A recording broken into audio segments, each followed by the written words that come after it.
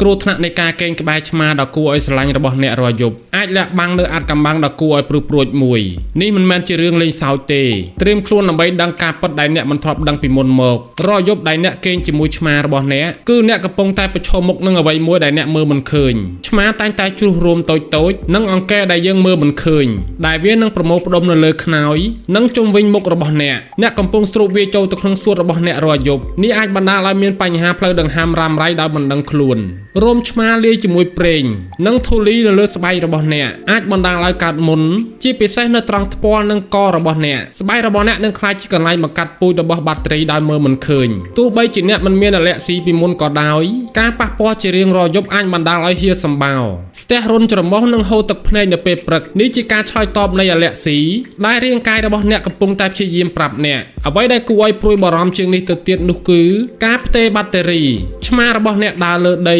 និងទីកន្លែងមិនស្អាតផ្សេងហើយបន្ទាប់មកវាក៏ដើរចូលមកលើពូករបស់អ្នកនាំមកនៅមេរោគរាប់លានបន្ទាប់ពីប៉ុន្មានខែពូករបស់អ្នកនឹងក្លាយជាប្រព័ន្ធអេកូឡូស៊ីខ្នាតតូចដែលមានរោមទឹកមាត់និងធូលីដែលអ្នកមិនអាចមើលឃើញនឹងភ្នែកទទេបានវាពិតជាពិភពបាក់តេរីដ៏សម្បូរបែបដែលអ្នកកំពុងកេងជាមួយរាល់យប់ការកេងឲ្យឆ្មាពិតជាមានក្តីសុខមែនប៉ុន្តែធ្វើបែបនេះយូរទៅស្បែកនិងសួតរបស់អ្នកនឹងមានបញ្ហាជាមិនខានដូច្នេះមុនសម្រាប់ចិត្តកេងជាមួយឆ្មារបស់អ្នកសូមគិតឲ្យបានហ្មត់ចត់ពីផលប៉ះពាល់សុខភាពទាំងនេះតើអ្នកនៅតែចង់កេងជាមួយឆ្មារបស់អ្នកទៀតទេបន្ទាប់ពីបានដឹងការពិតទាំងនេះសូមចែករំលែកមតិយោបល់របស់អ្នកនៅខាងក្រោម